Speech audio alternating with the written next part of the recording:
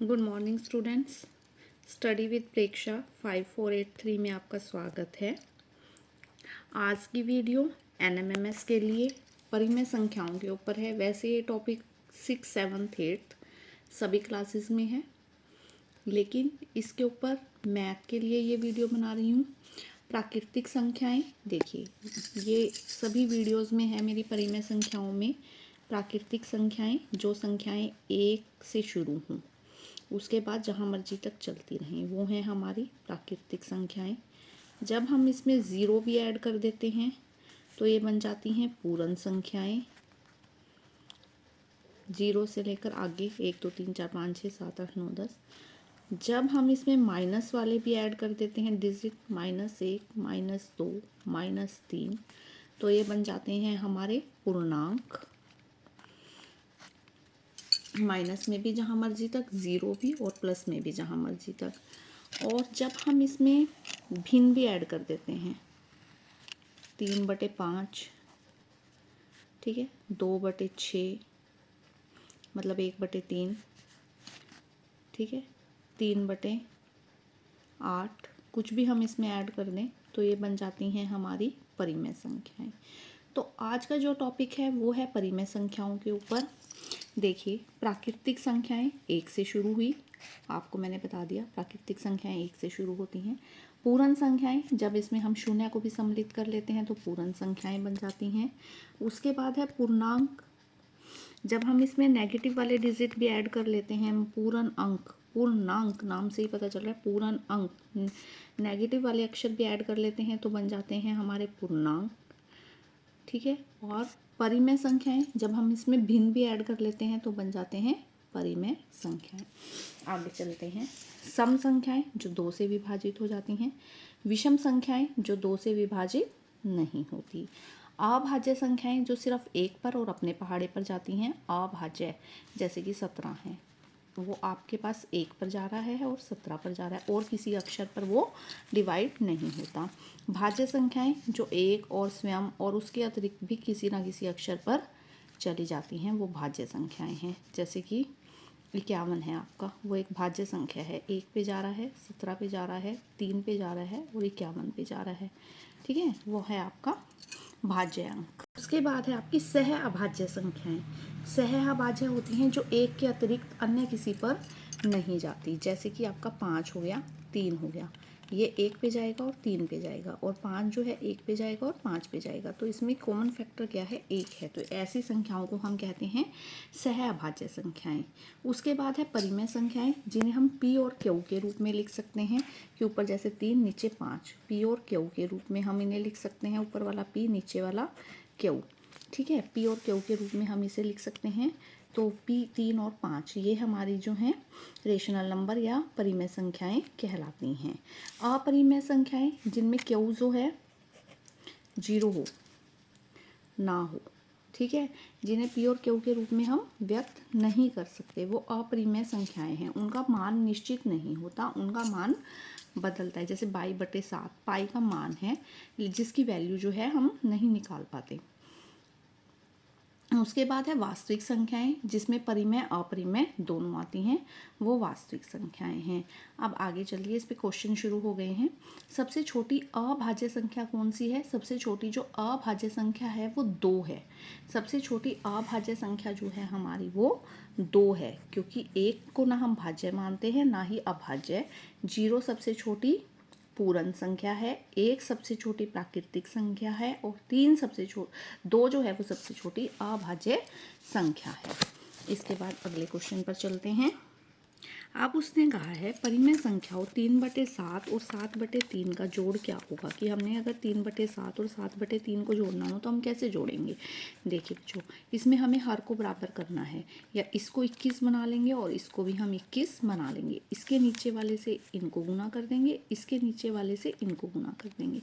3 × 9/21 जमा 7 7 49, 49/21, तो हमारा आंसर आ गया 58/21। तो इस तरह हम जोड़ते या घटाते हैं कि इसका जो नीचे वाला अक्षर था 3/7, उससे इसको गुना कर दिया 7/7, और इसी तरह इसको 3/3 से, जब इनको काटा तो 1 ही आ गया ना, तो इस तरह हम इन्हें जोड़ सकते हैं।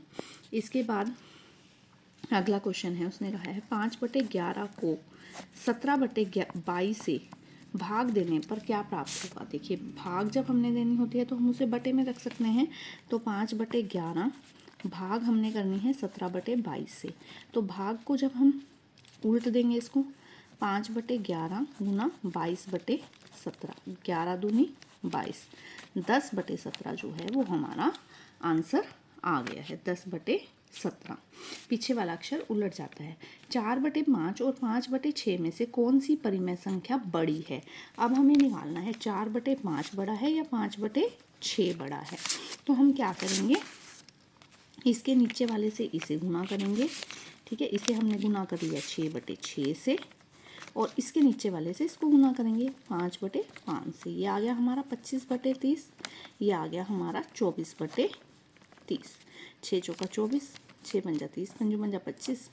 अब 30 में से 25 भाग बड़े होंगे, 30 में से 24, 30 में से 25 भाग बड़े होंगे। तो जनरल बात है, हमारा 5/6 जो है वो एक बड़ी संख्या है। ठीक है, अब दो संख्याओं के बीच की संख्या ज्ञात करना। ये भी मैं तो सभी टॉपिक इसी तरीके से करवाती हूँ। ये वाले 2/3 और 3/4 के बीच की आपको संख्या ज्ञात करनी है। ठीक है, तो इसको 4/4 से गुना कर लीजिए और इसको 3/3 से। 8/12, 9/12, 8/12 आया, 9/12 आया। 8 और 9 के बीच में तो अब संख्या ही नहीं है। फिर दोबारा से हमारे लिए तो पजलिंग केस शुरू हो गया कि 8 और 9 के बीच में तो कोई संख्या है ही नहीं, तो हम क्या लिखें। ठीक है, तो हम क्या करेंगे, इसको भी 2/2 से गुना कर देंगे, इसको भी 2/2 से। 9 दूनी 18/24 और 8 दूनी 16/24। अब इनके बीच में तो एक संख्या है 17/24।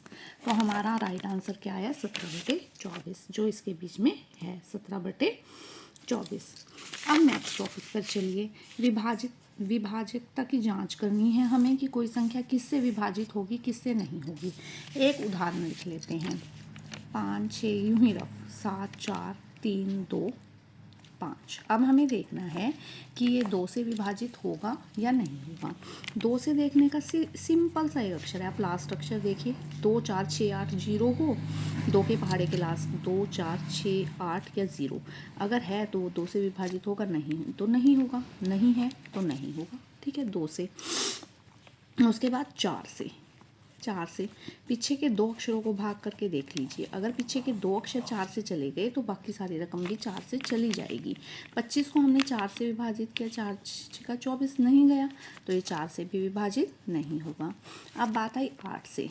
8 से में पीछे के 3 अक्षर विभाजित करके देख लीजिए। अगर पीछे के 3 अक्षर 8 से विभाजित होते हैं तो वो रकम 8 से विभाजित हो जाएगी। ठीक है, पीछे के 3 अक्षर क्या है हमारा 325, उसे हमें 8 से विभाजित करना है। 8 चौका 32, बचा 5, 5 8 के पहाड़े में नहीं आता तो ये नहीं जाएगा, तो 8 से भी ये विभाजित नहीं होगी। अब हम चलते हैं कि हमें देखना है, 2 से देख लिया हमने, 4 से देख लिया, 8 से देख लिया। अब हमने देखना है 3 से कि ये रकम 3 से विभाजित होगी या नहीं होगी। ठीक है, 3 से और 9 से हम इकट्ठा देखेंगे।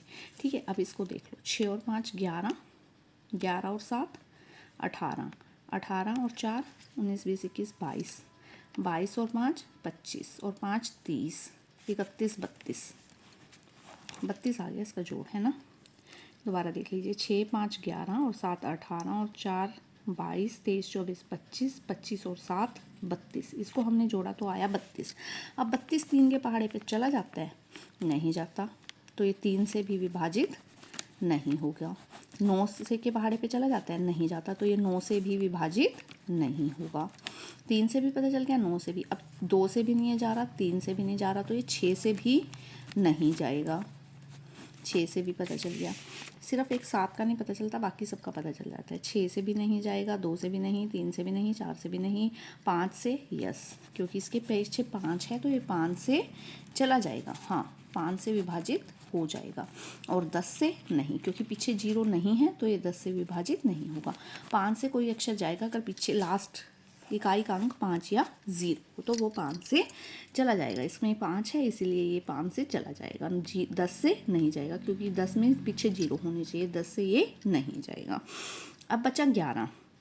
एक हम 11 से निकाल सकते हैं इस विधि से कि 11 से जाएगा या नहीं। 11 में क्या करना है, एक अक्षर छोड़ के आपको जोड़ना है। 7 और 5 12, 12 और 3 15 और 5 20, एक आया 20।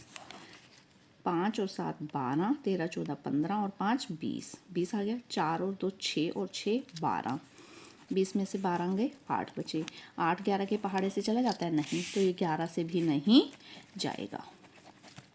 अगर आपको वीडियो पसंद आई तो आप चैनल को ज़रूर सब्सक्राइब कीजिए, बेल आइकन दबा दीजिए ताकि आगे आने वाली वीडियो की नोटिफिकेशन। इसके ऊपर एक वीडियो और आएगी जिसमें इसके चैप्टर के पूरे क्वेश्चन दिए होंगे।